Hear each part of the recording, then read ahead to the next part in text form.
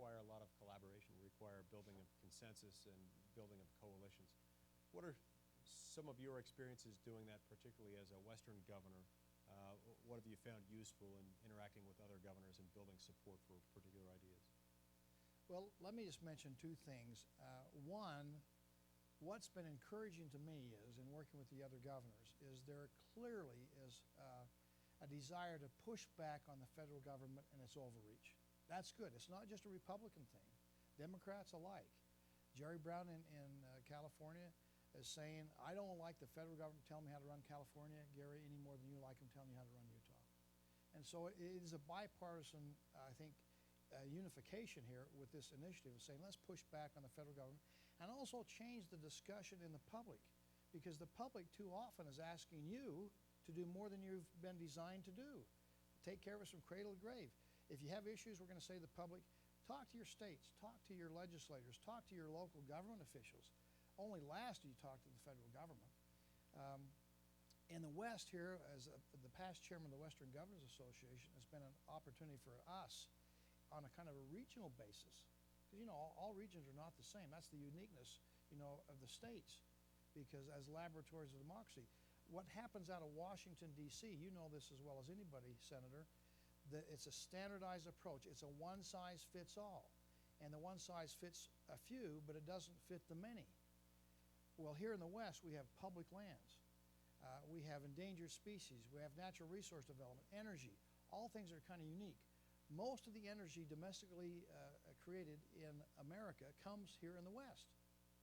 And the public lands. I was in the Oval Office speaking to the president and the vice president and lamenting here 2 years ago about they had not put any money in their budget for what we call payments in lieu of taxes, PILT payments. And it's something that people on the East have no concept of, but it's where we get taxes in lieu of the property taxes we have to forego because of all of our public land. It's like getting a nickel on the dollar. It's not much, but it is something, and for our counties, it's a big part of their budgets. And it had been ignored and not put in his proposal on his budget. So I was able to talk to him about that. He didn't understand what we were talking about, but I did talk to the Office of Management Budget, and we got that put back in again.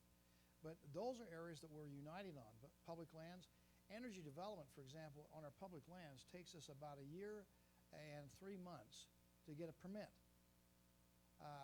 Now, on private land in North Dakota, it takes about 60 days. Well, time is money. And we wonder why we've got our derricks laying down here, our drilling operations on our public lands in Utah and other public lands, because it costs too much now to get your permits compared to getting it on private land. And with a drop in the price of oil, that's just an extra straw on the camel's back that is making it difficult to compete economically.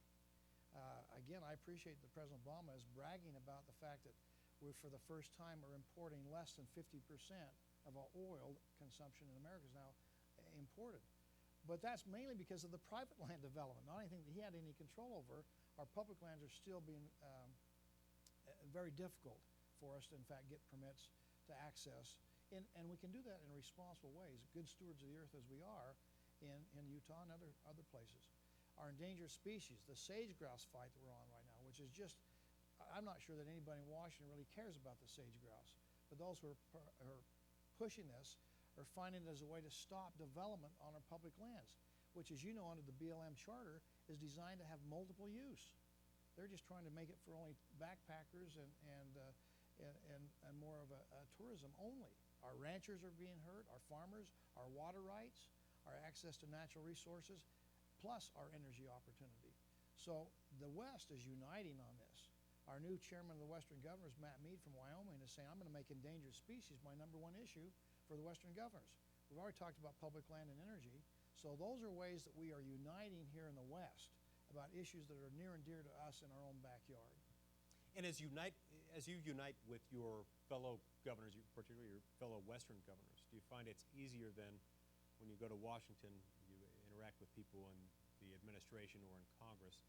Does it get easier to start educating people after a while when they see that it's not just one governor who's dealing with this, but maybe it's 4, 5, 6, 7, 8 of you? We used to be more the lone voice.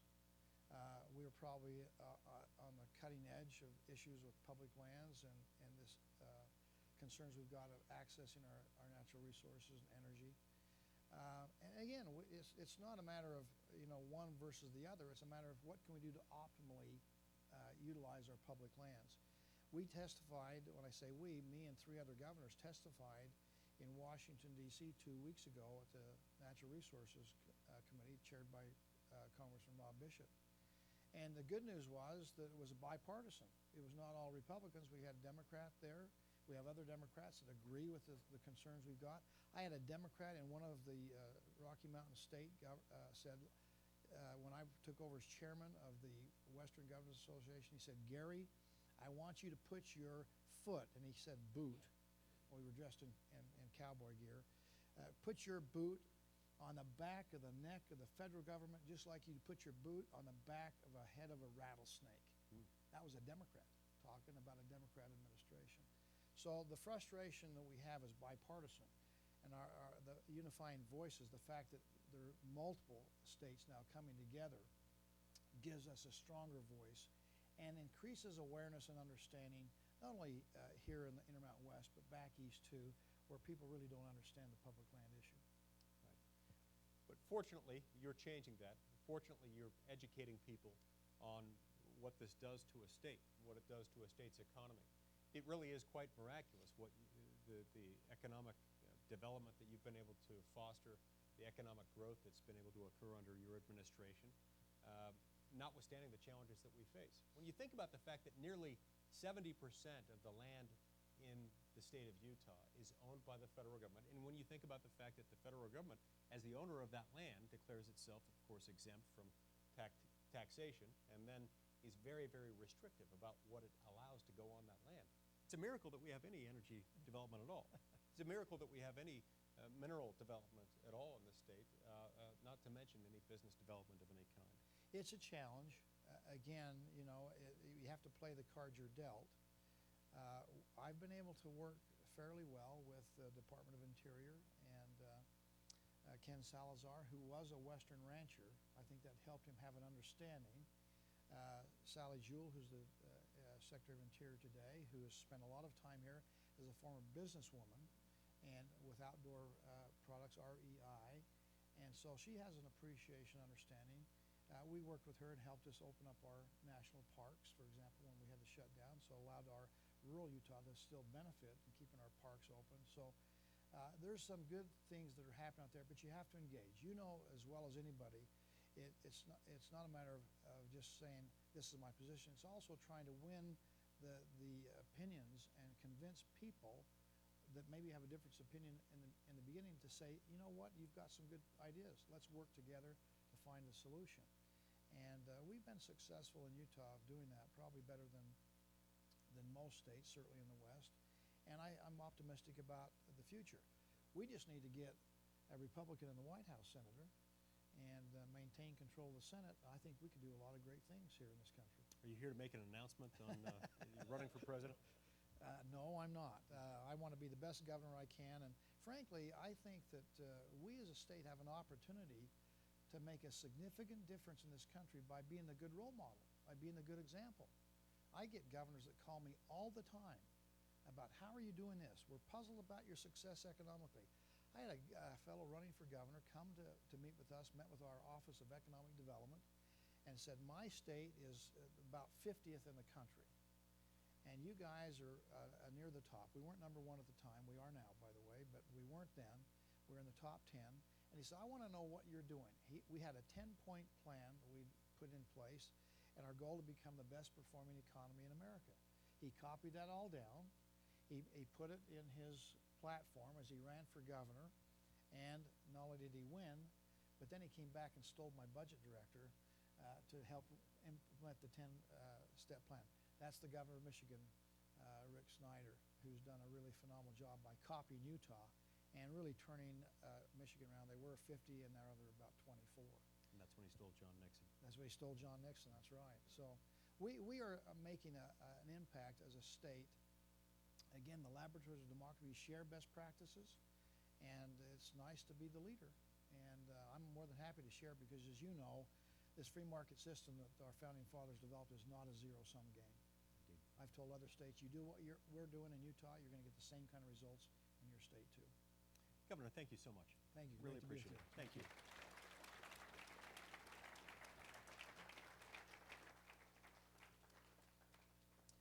Okay, our next discussion will be led by two very prominent staffers who, in their respective positions, have done a lot to develop policy. Let's have Boyd Matheson and Rich McKeon come up to the stage. Rich served as Chief of Staff in the Governor's office, as well as Chief of Staff when Governor Leavitt was was serving as HHS Secretary. And Rich is now serving as CEO at Leavitt Partners. He's a tremendous strategist with the discipline necessary to execute big picture vision. Boyd is my right-hand man, my Chief of Staff. He has been working with me nearly constantly since 2010 when I first ran for the Senate, and later served as my state director and has been my Chief of Staff now for about 3 years. These are both two extraordinary minds with a lot of insight into how policy is developed. Now, Governor Leavitt and I debated about whether or not it was a good idea to have these two Chiefs of Staff up here. And we may need to reserve rebuttal time just in case they go south on us. But Rich and Boyd, I'll let you take this discussion from here. Thank you very much. Thanks, Senator. Appreciate it, Senator. All right. It's again great to be with you today, and I hope as you've been going through the day, I hope your minds have been turning both in terms of ideas, but also in terms of collaboration, because that's really the name of the game. Rich and I, as the two Chiefs of Staff, it's an interesting thing. My wife actually sent me a Instagram that had a Chief of Staff title on it, and then underneath it said, because freaking awesome miracle maker is too long of a title. But the role of Chief of Staff is part whack-a-mole, part cruise director, but a lot of it is helping to facilitate the kinds of allies and alliances that we've been talking about here today. We really live in a world that's accelerating and fast forward. We have more changes in one of our 24-hour days than our grandparents had in decades of their lives. It used to be that you could be very independent, and as a business leader, you could just kind of focus on your operation, or middle managers could focus on just their department and be very siloed in their thinking and very siloed in their approach to the world. But all of that has changed, and much of what you've heard today from Senator Sass and Governor Leavitt and Governor Herbert all point to the fact that we can't just go it alone anymore. The world's just changing far too fast. And so it requires you to find allies, and it requires you to build strong alliances, some that are very unique, some that are even counterintuitive. And so Rich has spent a good bunch of time with Governor Leavitt, and they've actually written a wonderful book on allies and alliances. And we're going to talk about some of those principles today, principles that you can immediately begin to apply, and principles I hope we will all apply together in the months and years ahead. So Rich, maybe you can start just a little bit with the idea of allies and alliances. What led you and Governor Leavitt to that? We had over the course of time, thank you, I guess I ought to keep these up here. Over the course of time, Mike and I had the privilege of just experiencing so many remarkable groups of people that interact and began to formulate progress in ways that were unique and were in a collaborative setting. We began to record these, and in fact, when we got to the Environmental Protection Agency, it was a remarkable test laboratory for collaboration and alliances. They had migrated. As most of you know, the Environmental Protection Agency was created by the stroke of President Nixon's pen, never codified, just an executive order that created that agency. But it moved from a very enforcement-oriented agency, and there's still a lot of that leaves it, but that is left behind. But where the Clean Air Act, the Clean Water Act were the primary forces, and they would go in and literally enforce people, require them to do things. But over the course of time, we developed an ethic, and that ethic was taught to us by our children as they came home and said we needed to start to recycle newspapers and to recycle aluminum cans that we would take down to the high school. You remember this. And then the creation of a little blue bucket where we would throw things in and pay $12 to have it collected, and now we recycle more, in fact, than we than we throw away. But the fact is we have moved from an enforcement mentality to a prevention mentality. And much of that has been the result of collaboration. And the fact is that Mike and I spent some time just recording what happened. And we wrote a book called Finding Allies, Building Alliances, decided to use the word allies and alliance as opposed to collaboration because the word collaboration stretches all the way from discussion to formal collaboration. And we felt like we needed to have a moniker, just a word that characterized the formal creation of alliances. Right. And maybe you could drill down just a little bit because, again, I think this is such a critical skill. You know, it used to be that you'd say, well, what's the critical leadership skill in today's world? And it used to be, well, you know, are you a power negotiator? It used to be, could you be a great and charismatic speaker? Or maybe you were just a really good strategist. But now you really have to understand and be an ally and alliance builder. So, Rich, maybe you can drill down a little bit on the IQ component in terms of allies and alliances. Well, I think over the course of time we've discovered, and I think all of you intuitively would have too, that there are some people who intuitively have the capacity to be collaborative. They're more transparent. They're more empathetic in the way that they approach things. They are simply more willing to share, to contemplate. And as you begin to look at the employment world, I think everybody begins to recognize the value of this type of athlete in your business community. And that is the person who brings to the table a capacity to broaden their scope and to have this collaborative IQ that says basically, what else can I bring to the table and do it? There are really interesting places that work this way. Pixar Studios is a really fascinating place. We had a chance to go down and meet with them there, and they have a place called, and it's great on YouTube. You ought to go look at this in terms of collaboration in Pixar. But what they do is they have Pixar University, and they teach people to move away from the lone wolf concept of doing their work to the concept of collaborating daily, and that is bringing imperfect subject to the table, to discuss it, to mold it, and to shape it with a collective view that has more brains on it than one and simply improves the product and the efficiency of moving forward. Okay, excellent. There's also a lot of things that impede the process of building an alliance. In my years of doing business consulting around the globe, I often said that there is no such thing as a business problem. There's only people, personality, and ego problems. And so, Rich, maybe you can hit just a little bit in terms of what are some of the social impediments, what are some of the fundamental challenges that often inhibit us from really maximizing our alliances? Well, it's just, I think simply stated that alliances are benefited by virtue of the technology that we have. But even with nearly perfect technological capacity, the real barrier is the sociology. It's the inability of people to surround a problem and to get around it and to look at it. And there are so many examples of this, and I'm just going to throw back, if you will, because there's been so much reference to constitutional issues here, to the development of our Constitution as essentially the beginning of an alliance. And we've had some folks state difficulties that occurred, but if you look at history from the 1780s on, this is a period of time when there is grand optimism among the people of the Americas. There are 4 million residents at that point in time. If you take Delaware and Utah and combine them, that's the population of our country. The problems that they had were manifest, but each of the states had drafted a constitution or charter. They had put together their operating rules. They were enjoying this liberty that they'd won. And literally viewing with grand and optimistic view what was about to happen to them. And by 1786, the world had changed. They were having border disputes. The Potomac, Virginia, and Maryland were having navigation rights, and it was basically revolving around commerce problems. Rhode Island had set up a road tax that was right on one of the primary roadways, and people were having to pay that.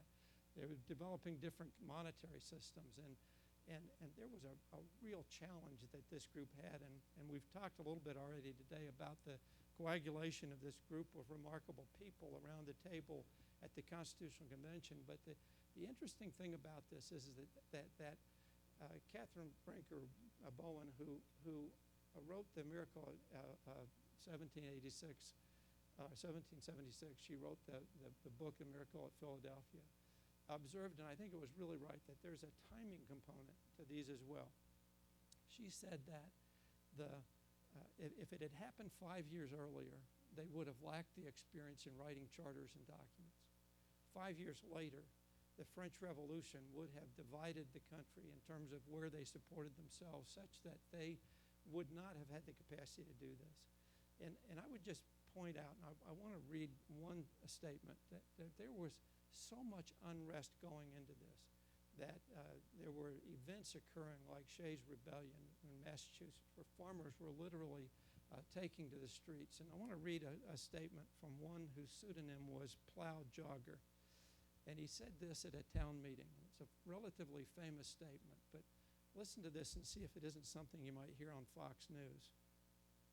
I have been greatly abused, have been obliged to do more than my part in the war, been loaded with class rates, that's taxes, town rates, province taxes, continental rates, and all rates, been pulled and hauled by sheriffs, constables, and collectors, and had my cattle sold for less than they were worth. The great men are going to get all we have, and I think it's time for us to rise and put a stop to it and have no more courts, no more sheriffs, no more collectors, and no more lawyers. So there you have it. If that's not an applause line, I don't know what is, Rich. So there you go. We could solve a lot of the problems in Washington with just with that statement alone. So as Rich said, a lot of times it is beginning by identifying that common pain point. That's usually where the kernel of opportunity lies.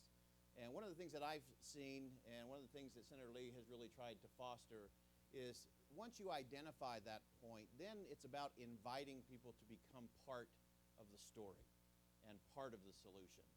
Everybody wants to be part of a winning story. It's why we wear the brand name clothes that we wear, drive the cars that we drive, the groups and associations that we belong to. Everyone wants to be part of a winning story. And great leaders, people who are able to bring alliances together, understand how critical that story is. We saw Governor Leavitt share a story today in terms of that Olympic torch, and immediately people felt connected and part of it. Since we are in Energy Solutions arena today, we should have at least one Utah Jazz analogy. Think back somewhat painfully to the last time the Jazz played in the NBA Finals. And you all remember it very well. Game 6 here in Utah. Michael Jordan clearly pushed off. It was an offensive foul. But he made the shot, and the Chicago Bulls won the championship here in Utah, which was wrong. They celebrated on our home floor, which was really wrong. And then they partied in our city, which was really, really, really wrong. And then in the middle of the night, they jumped on their chartered plane and flew back to Chicago. And they arrived at Chicago O'Hare at about 4:15 in the morning on a very typical windy, rainy June morning in Chicago. And those of you who have been to O'Hare, you know there is never, ever a good reason to go to O'Hare Airport. I refer to it as the pit of despair. Nowhere to park, takes forever to get in there. But when the Chicago Bulls got off their plane at about 4:20 in the morning, there were 15,000 people waiting. Now think about that from a logic standpoint. You can't tell me that getting up in the middle of the night, going to O'Hare in the wind and the rain, and watching 12 tall guys walk off a plane, get into limousines and drive off, you can't tell me that's high-value entertainment. So why would they do that? And the answer, of course, is story. To be able to say, I was there. Do you remember when we won it all? And so one of the important characteristics of great leaders, leaders who really can pull an alliance together, is you begin by finding that common pain point, but then you have to take it to the next step and invite people to become part of that story. And it's amazing what can be done when people recognize that, when people feel like I matter, that what I do today is going to make a difference in whatever it is, whether it's a movement, whether it's a business opportunity, whether it's the government, going back all the way to 1776. Everyone wants to be part of that connection. And it's a critical skill for the 21st century. So Rich, now let's transition a little bit more into what are the next steps? What are some good examples of alliances out there? And then how do we really make sure that we move it all forward? Well, Governor Levitt referenced the airline collaboration, basically the alliance that was created there. Another, if you're just talking about airports, a lot of you recall the ATM. Remember the struggle of trying to find an ATM among a dozen of them that were lined up against a wall? The younger folks here won't remember that, but the fact of the matter is that from a capacity to both serve and from the standpoint of providing better benefits, they were able to get together, create a platform on which they continued to compete, but which they were able to create a greater efficiency and a better product for people. And it's those kind of things that I think win. Let me tell you a story of an event that I think is kind of landmark and begins to change the way that maybe you frame things from a perspective of advocacy. In 2004, California passed a piece of legislation. And that piece of legislation required drug manufacturers to track and trace the entirety of their drug supply chain. And the way that the legislation, and it's perfectly legitimate objective to this legislation, was to create a buffer against fraud and against the illegal trafficking of pharmaceutical products. And but it was, as the manufacturers began to examine this piece of legislation, they recognized that it was going to be financially seriously onerous. In fact, the costs were sufficient that they began to spend time in California lobbying the California legislature on a regular basis to say, let's change this. So we can make this work, but let's change it. And they spent 4 years trying to do that, and they were ineffective in their capacity to do it. They then came to Washington, D.C., and they recognized that maybe one way around this would be to create a piece of federal legislation that was, from their perspective, more fair, but that would accomplish the objectives, but that would preempt California law. So they engaged my colleague in Washington, D.C., a man named Vince Ventimiglia. And Vince sat down with him and said, okay, you want to change a piece of legislation, create a piece of legislation, but you can't do it as just drug manufacturers. We've got to build an alliance of people in the supply chain so that we speak with a broader, multifaceted voice. And we put together then a group of people that included the suppliers, the packagers, the retailers, the manufacturers, and the technologists who sat around a table and began on a regular basis to meet and to try to figure out how to solve the California problem that was being addressed, but in a way that created greater efficiency for this broader voice. And as this group met, they interacted regularly with FDA. And they didn't go to FDA to say, will you please protect us and save us? They went up and said, we're working on a solution. And here is the way this solution is looking. Does this meet the standards that are beginning to assimilate around this? Is this something that's going to work? And that regular interaction became feedback. And the FDA would occasionally come and observe and say, what if? And there was a lot of that discussion simultaneous. There were meetings on the Hill where they would socialize the people on the Hill and say, we speak with a broad voice. It represents the manufacturers, the retailers, and the packagers, suppliers, and vendors, and the like. And here's what we're contemplating. Does this feel like it meets the needs of what Congress is looking at? And I will tell you that this group of people had an expectation that by 2017 they might be able to get a piece of legislation passed. And I just want you to remember in your minds the polarized environment that we work in congressionally right now, and the fact that in 2013, President Obama passed a piece of legislation, the Pharmaceutical Distribution Security Act. And that act passed in Congress by virtue of this interactive approach without one single negative vote. And that includes 100 senators who voted affirmatively for it, including Barbara Boxer of California, which they thought was miraculous in and of itself. And so the bottom line lesson of this is that the world of advocacy, the world of creating markets, the world of setting standards is beginning to change. It's changing from a single dimension component where we say, let's do what protects us, to this multifaceted, broad-voiced experience that says, let's represent an industry sector, let's find solutions that are a right answer, maybe not even the best answer, but a right answer. Because left to the market, the solutions that are going to occur are either going to happen by virtue of the last vendor standing, they're going to happen by virtue of the government interacting and finding solutions that will be ineffective and inefficient, or they'll be done by collaboration. That's kind of our posture, is that this is the new mentality, this is the new skill of the 21st century that people are going to have to use and to both survive and to prosper. And it's true that alliances are becoming the dominant force both in the business sector. It's also becoming more and more prominent in Washington, despite the fact that you rarely hear things on the news that say, you know, a Democrat and Republican sat down together and actually got something done.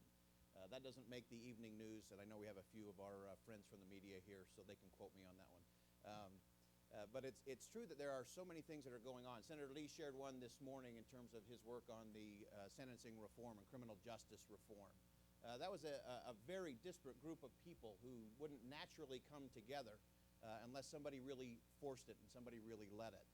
We also saw that earlier this spring as Senator Lee worked with many of his Democratic colleagues and with President Obama on the USA Freedom Act, which was a great bipartisan effort that happened because of a lot of collaboration and some allies coming together that didn't agree on everything, but certainly agreed on some of the core pieces. And they were able to foster this story and this idea. And once one person came on, then it became easier to add someone else. In criminal justice reform, we were very fortunate to have Senator Cory Booker get elected kind of along the way in a special election in New Jersey. And he immediately came in, and it was one of those interesting moments. His very first day on the Senate floor, he walked over to Senator Lee on the other side of the room and said, "I like what you're doing around criminal justice reform. That's what we've been trying to do in New Jersey. How do I help?" And suddenly he became part of that story. But it requires leaders who also have an ability to communicate in different ways and to, more importantly, listen in different ways. It's how you really make sure you're getting to the right alliance, the right allies, and ultimately getting towards the right solution. So we're going to take a quick minute here, and I need, this is our interactive portion of the morning. I need 8 volunteers to come help me with just a quick visual. I promise it won't be painful or terribly embarrassing, and I won't make you hug anybody. So let's get a few from the, I always ask for volunteers first, and if not, I go to the back of the room first. All right, come on up. Do you want to join us? Come on up. I'm going to have you go right up to the front. It's really important. Who else do we have in the back of the bus? Matt Lustig from the chamber, come up here. Mr. Isom, come join us. Don Olson, you come join us. I saw you were looking. How many do we have? 1, 2, 3, 4, 5, 6. I need 2 more. Anybody really desire to do this today? Everybody looks at their shoes. Can we nominate people? Derek Brown. We'll get somebody from the senator's staff. All right, I need 1 more. We have 8? I can't count very well. Oh, Stan. Come on, Stan. Okay. All right, here we go. Rich, I'm going to have you join me over here for a second. All right, that's great. Thank you. All right. I'm going to have you come in front of the chairs a little bit and spread yourself out. We're going to do a very, very simple exercise here. Let me tell you the rules. I'm just going to hand each of you just a plain blank sheet of paper. And the rules are that during this exercise, you must keep your eyes and your mouth closed. Everybody clear on the rules? All right, so go ahead and close your eyes. Put your hand out. I will give you a piece of paper, and we will begin. Excuse me. Rabble rousers in the back. Eyes and mouth closed. I knew that was going to be hard for you. All right, so eyes and mouth closed. What I want you to do is I want you to take your piece of paper, and I want you to fold it in half.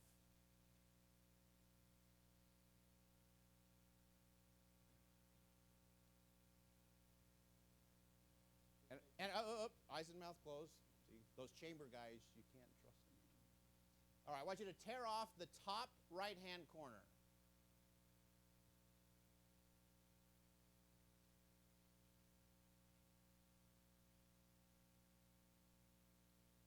Fold your paper in half again. Now tear off the bottom right-hand corner.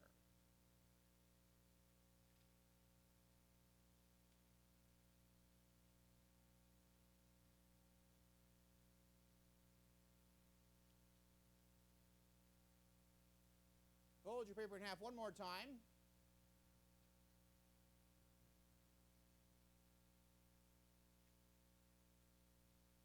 And tear off the top right-hand corner.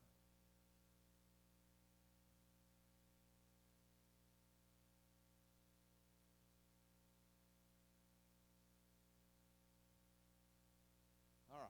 Go ahead and open your eyes, unfold your paper, and hold it up really high so everybody can see.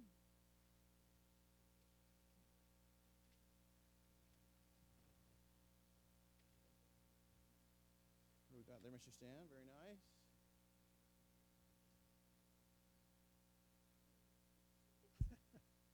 This is a new one. All right, very good. Okay. All right, you can keep those as a souvenir. You can go sit back down. Everybody give them a hand for being brave today. Put you back down there. All right, now you all heard me. I gave them all the exact same instructions, and yet we came up with 8 very different outcomes. So my question is this. Do you think it would have been possible under those circumstances, with their eyes and mouth closed, to get all 8 people to come up with the same result? Okay, those of you who are saying no, are you saying no, not these 8 people? Okay. All right, what could I have done? What could I have done to get everybody to get to the same result? Okay, I could have been much more specific in terms of my instruction. Could have been much more detailed. Very important when you're building your alliance. If you don't have specificity, it's going to be a train wreck. And it'll just be a bigger train wreck because now you got allies driving the train with you. So you've got to be more specific. Yes, in the back. Okay, yeah, getting them more involved in the process. So not just a passive me going after it. What else? Okay, he said, let them open their eyes. So again, we have a cheater in the room. but actually, I created a lot of barriers, didn't I, to their success. And often as a leader building an alliance, we create barriers by the way we structure things, the way we interact, the way we communicate. Okay. Got to have a purpose out front. What is that common pain? What are we trying to solve? How are we coming together to really make that happen? Anything else I could have done?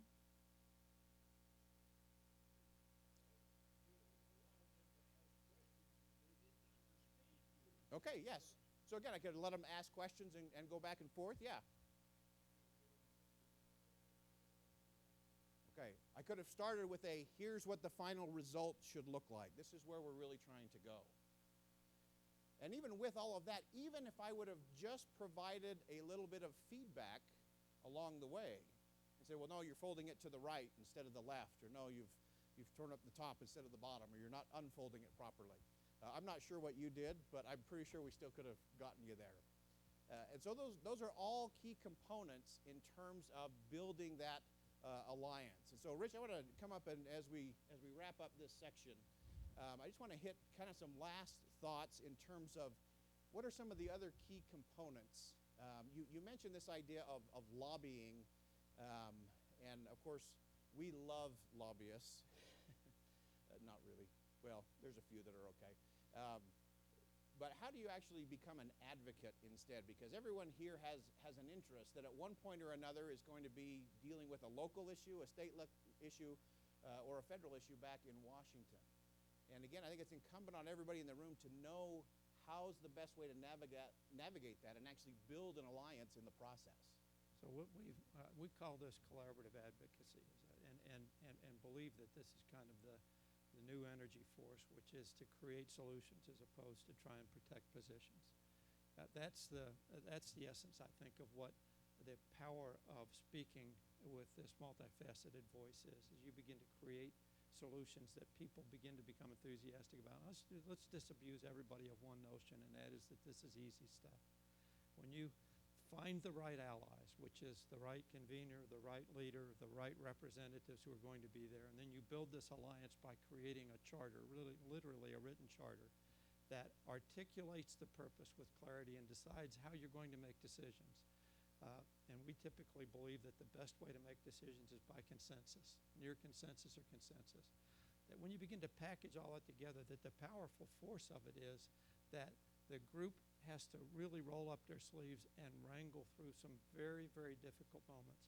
If you go back to the Constitutional Convention and read the Miracle at Philadelphia, or any articulation of it, there are these moments of near collapse, but where there is a reverence towards the leadership of George Washington and the hope that his awe-inspiring, though silent projection there was enough to hold people at the table until they could solve this very difficult problem, and we're glad that they did. But there are lots of moments where collaborations and alliances have the potential to collapse without strong leadership, without the ability to really work offline and begin to develop that coalition spirit about itself. Excellent. And I do think there's a critical point. Sometimes we talk about this word of consensus. And it's really true, especially in an alliance, that a consensus does not mean you have 100% agreement. It means you have 100% support once the decision has been made. And again, whether it was at the Constitutional Convention or whether it was in your boardroom last week, it's very easy, as Rich said, to have that alliance start to fracture or fray as you have disagreements in terms of strategy or tactics or ego or something else. And an important thing for a leader in the 21st century is to be able to bring that together and say, we understand this isn't 100% of what you wanted, but when we make that decision, we're all part of this story. We're all part of this forward movement, as Governor Levitt called it, that northbound train. And we're going to move forward together. Because often you can see in an alliance where you may have the meeting and then you have the dreaded meeting after the meeting, where a few people can have a little sidebar in the hall and say, you're really not buying into that, right? Or you know they're really wrong on that. And suddenly you can have that fracturing and fraying that can literally undo an alliance overnight. And so, Rich, any other thoughts or ideas in terms of how do you prevent that and how do we make sure we get it across the finish line? I just mentioned that as wonderful as a constitutional democracy is, where you have a 50% plus one as it is a concept that leads to polarization.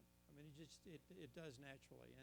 And if people are willing to exercise their muscle and literally go to 50% plus one, which has happened routinely, I think, in our relationships of late, we see extreme polarization. And the concept behind consensus is that the notion is that you are looking for a right answer, a vehicle that can bring people to the table, not the lowest common denominator, but in fact the most efficient driver of standards or the organization of this market that you can find. So that I think is the final analysis here, is that if you change the dimension and way that you make decisions, you change literally the way that outcomes begin to occur. Excellent. Rich, thank you for being part of this portion of the program. And if you haven't seen Rich's book, it's fantastic. Thank you. Thank you, Rich. Thanks. And it's finding allies and building alliances. And it's really the nuts and bolts component to the idea factory. As we mentioned when we started the day today, having a great idea or a great vision is not enough. You also have to have the tactics to be able to execute. In The Art of War, it says that strategy without tactics is the slowest path to victory. But tactics without strategy is just the noise before defeat. And those are critical things as you're building your alliances. You have to have both. You have to have strategy and tactics. You have to have that idea factory in terms of an idea and a vision and a strategy, but you also have to have the nuts and bolts components of how do we pull people together? How do we help them feel like they're part of that winning story? And then how do we execute and hold people accountable to make sure we're delivering on what the goal is? And so we're going to wrap up this section. I'm going to have Carol Holloway join me from Switch Point down in St. George. Everyone give Carol a big hand as she comes up.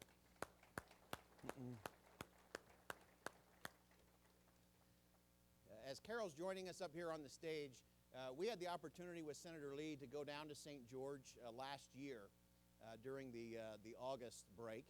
And we were able to see this extraordinary facility that Carol and her community have really put together. It is a model for getting people from homeless to being self-sufficient and self-reliant that is absolutely stunning and extraordinary to watch. And so I wanted to have Carol join us today. And I also have to tell you, I'm glad that Carol actually sat down. Carol and her husband, Bob, recently completed an amazing journey. They started in San Francisco and went by bicycle all the way to the nation's capital, which is impressive in and of itself.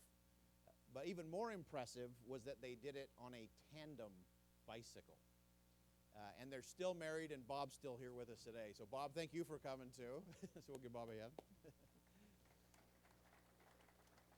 But as they traveled across the country, they stopped at homeless shelters along the way to share this vision and this concept of building an organization around alliances and bringing the right people to the table. So first, Carol, thanks for being here.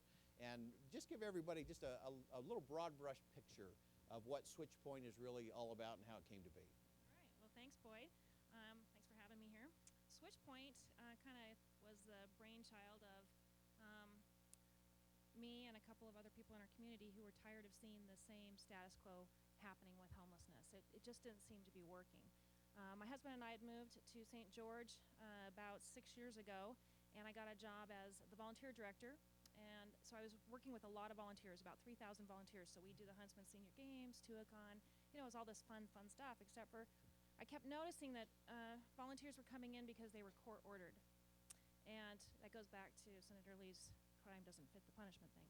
I'll get that later. Anyways, so I just became very passionate about why are you volunteering because you slept in the park? Why were you court-ordered to volunteer because you were sleeping in the park? So I really pitched it to the city to say, what can we do? But I want to be different. I don't want to just be a hot in a cot. It's not working. And if you drove in this morning, you could see that it's not working.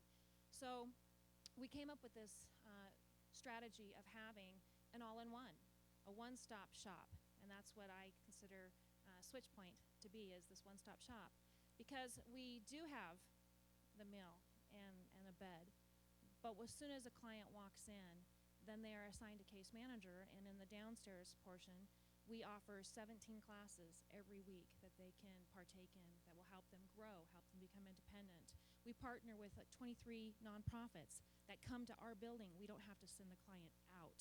And that is really unusual. And when you're talking about pushback and people going, no, you can't do it that way, I thought, no, we are. But the buy-in happened when we're talking to each of those agencies saying, please, Department of Workforce Services, if you come here, we can have the work success classes here, and you'll have higher enrollment in those classes. Having the Voc Rehab come to our building, having the Veterans Association come to our building, and it just kind of mushroomed from there to prove that it was successful when we had all those tools and resources right there for the client. Excellent. It's interesting, one of the things that Carol pointed out when Senator Lee was down there last August was just how difficult some of the things are for someone who is homeless. And it goes back to this idea factory of just doing it different. You shared the example of having someone who's trying to go from homeless to get a job, and just the challenge of trying to get a driver's license. What were some of the things that you saw there, and then how did you work to solve that with your people? Well, it's hard because without any identification, you're kind of bottlenecked. I heard that today, where they just can't get anywhere. They can't get past go. And so ID is a big deal. So they get arrested, and when they get let out, even if it was just a simple infraction, and they get let out, they don't somehow have their wallet when they come out.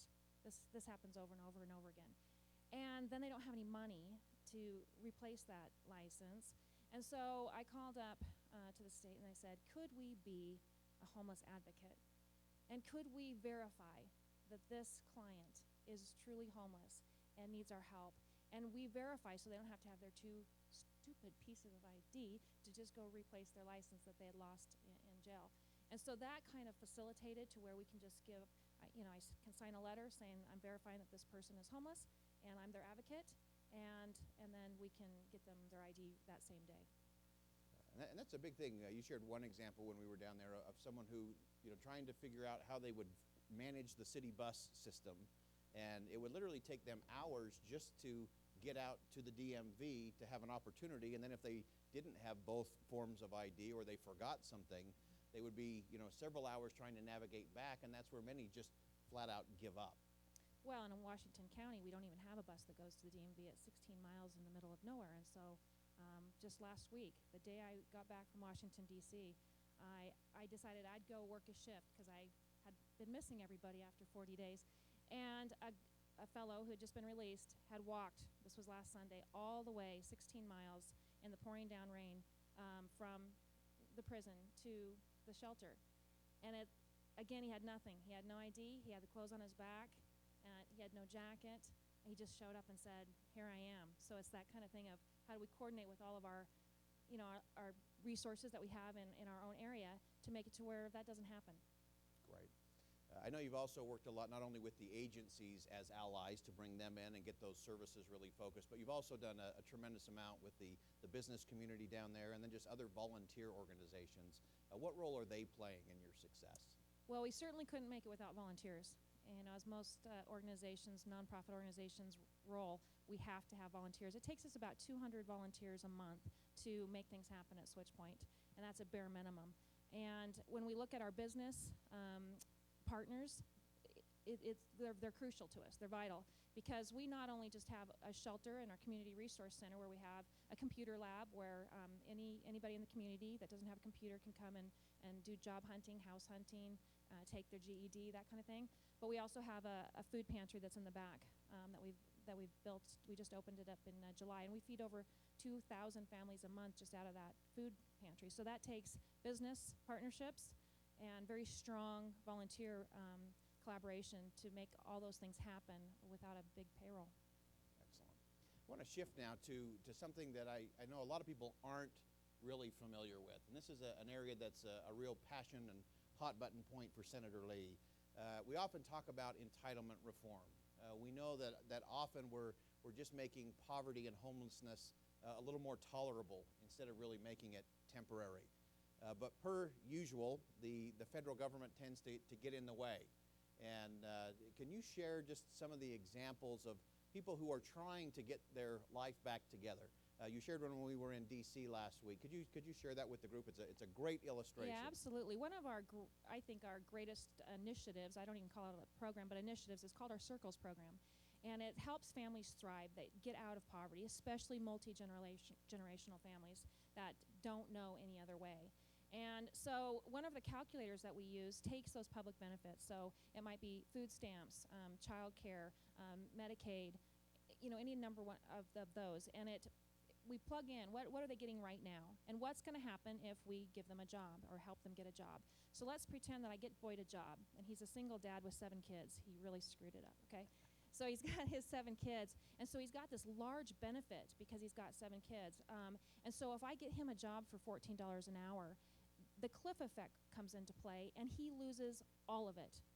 So the typical solution for Boyd is to say, I can't take that job because I can't afford daycare on my own, and then I won't have any child or medical help for my kids, and I can't live on $14 an hour and feed those kids if I lose all my food stamps. And so what we use this calculator for is to determine, okay, Boyd, hang in here with me. This seems like a really good job, and they've promised that in 3 months, you're going to get a raise. So let's plug some things in, and we show him the light at the end of the tunnel. If you will hang in there and use our food pantry, then you can lose some of those food stamps. Okay? You with me? Boyd says, yeah. And then in 3 months, when you get that extra, couple dollars an hour raise, then we're going to lose some medical. But you know what? Your job said that they're going to give you insurance in 2 months. That has opened up a whole new avenue for Boyd to stop thinking poverty. And the flip side of that is the millions of dollars we'll save as a state of people getting off of public benefits because they can look at that realistically and determine if they're going to be able to make it out of poverty or not. We've created this entitlement, and it has become a horrible soup. I call it poverty soup. And the only way to get out of that is if they can see that, okay, I really can get out of it, but these are my consequences, and it might be short term. And so I'll hang in there because I have a safety net, a support group at Switchpoint to help them get out of that. Wonderful. And I would encourage all of you to go online and look at Switchpoint. It's just such a great model of allies and alliances and big ideas of challenging the status quo and being able to do things very, very differently. So thank you, Carol, for being here, and again, we wish them well in their great work down there in southern Utah. So thank you. Thanks.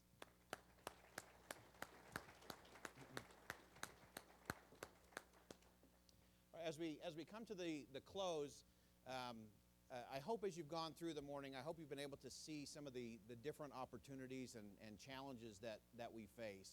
You know, we're trying to do something in this nation that's never really been done before. We're trying to become one of the few societies ever to outlive their own success. And nobody's really done it well. A lot of societies, the Mayan Empire, British Empire, Aztec Empire, all hit some level of greatness, and then they got very comfortable and started to fracture. The alliances and the allies and the big ideas that fostered the civilization started to disintegrate. And we have to recognize how interdependent we are in the world today. We're interdependent in often the things we do in our communities, in our businesses, in our alliances between the business sector and the public sector. And it's going to require more. It's going to require the kind of leaders that we have in the room today to just do things a little bit different. So we're very grateful that you spent the morning with us here.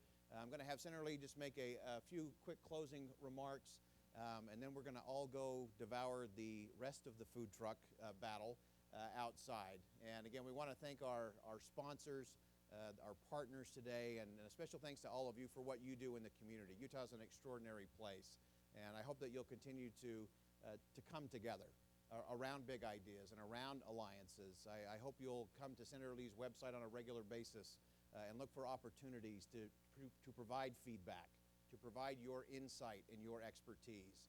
We have some big challenges ahead, but working together, I know that we can make that happen. So thanks again for being here, and Senator Lee, we'll welcome you up one last time to give us a close. Thank you.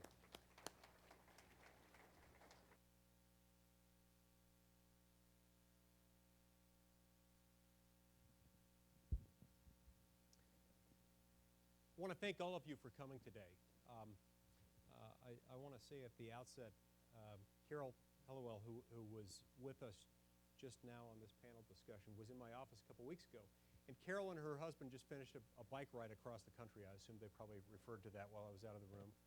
They were riding a tandem bike, and they discovered some unique challenges that can occur, unique arguments that can occur between husband and wife as they're on one bike riding all the way across the country. It's a reminder of the fact that they were in that together, and sometimes we have to remember that as a country. Freedom doesn't always mean you're all on your own.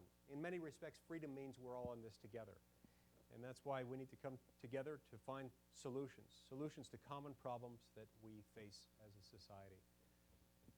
We live in a great state with unbelievable opportunities in front of us. Our state, since its founding, really has blossomed like a rose in the desert. I'm told that when the very first settlers arrived in Salt Lake Valley, there were 2 trees here. And that has changed rather significantly after they arrived in the Salt Lake Valley. They planted more. They built families. They built communities. They built a great state, a state whose population is on the rise and whose economy is always on the upswing. We hope that it always will be, and it will be as long as we remember that we're all in this together, as long as we remember that government is there to serve a very distinct function. We can't allow government to get in the way.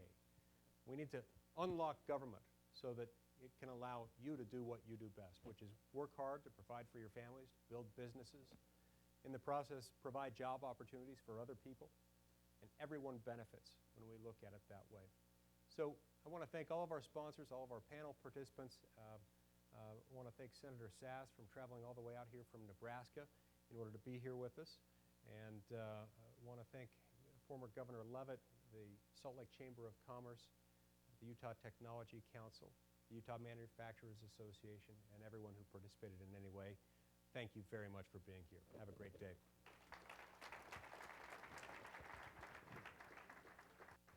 The food trucks are out.